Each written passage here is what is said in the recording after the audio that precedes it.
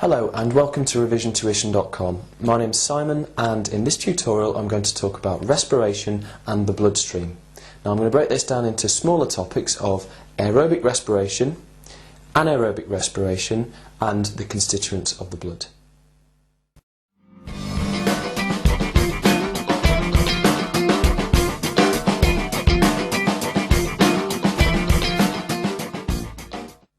Okay, now before we cover the topic of respiration, it's important that you know that there is a difference between breathing and respiration. Most people confuse the two.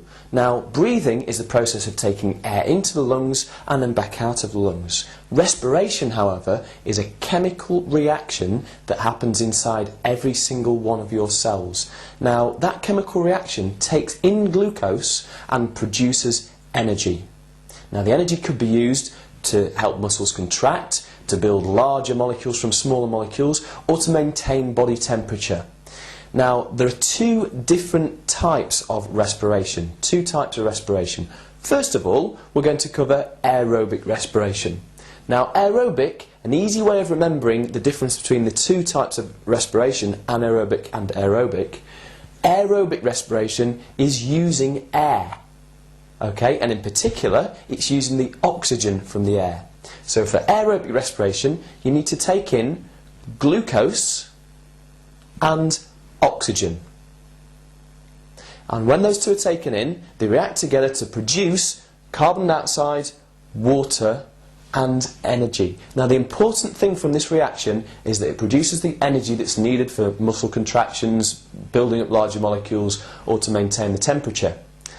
But these two things, the carbon dioxide and the water, are given off as waste products. Okay, so just briefly again, glucose and oxygen taken in and produced are carbon dioxide and water, which are waste products, and energy, which is used by the body. Now, that's the type of reaction that takes place if there's enough oxygen present. If there's not enough oxygen to supply the needs, the energy needs, then we use anaerobic respiration.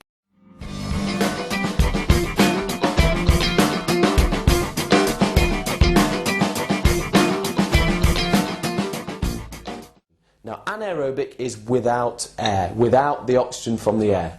So this time, it's just glucose which is taken into the body, and that produces lactic acid and energy. Now, the lactic acid will build up in the body, and it's a toxin for the body. So that lactic acid needs to be removed after exercising.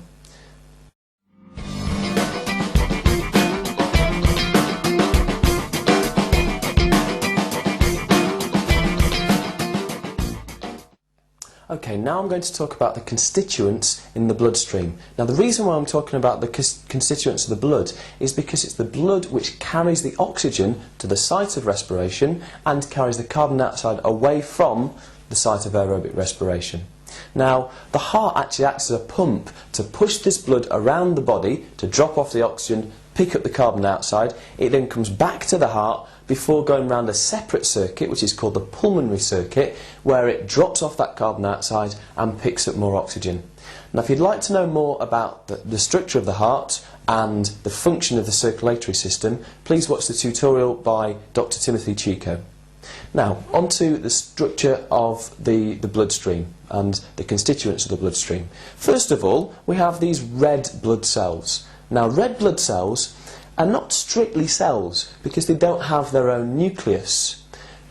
They have a biconcave disc shape, so they're a disc shape, but they've got kind of a dent on both sides, which gives them two concaves. Now, this is to increase their surface area, so they can pack as much oxygen onto them as possible. So first thing, they've got that biconcave disc shape, so they've got a large surface area. Also, the fact that they don't have a nucleus increases the surface area for absorption of oxygen as well.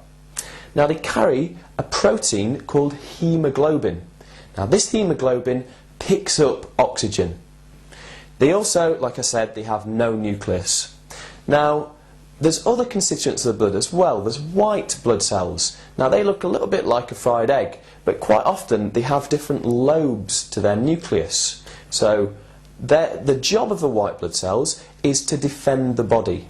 Now, they'll engulf any microorganisms that they find in the bloodstream, any bacteria or any viruses, to get rid of them from the bloodstream. They'll also produce two chemicals to fight off these microorganisms. They'll produce antibodies and antitoxins. Now, this will be covered in a bit more depth in a future tutorial.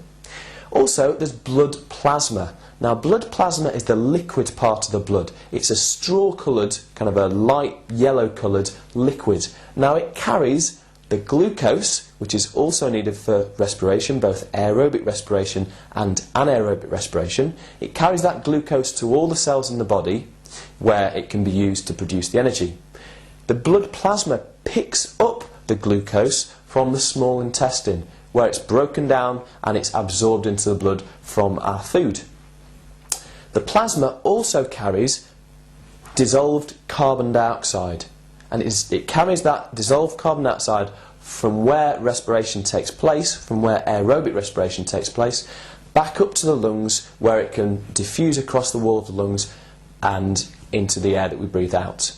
Now, finally, we have platelets. Now, platelets look like tiny little fragments of cells, little tiny pieces of cells, and the job of those platelets is to help the blood clot. So if you cut yourself, you don't continue losing blood.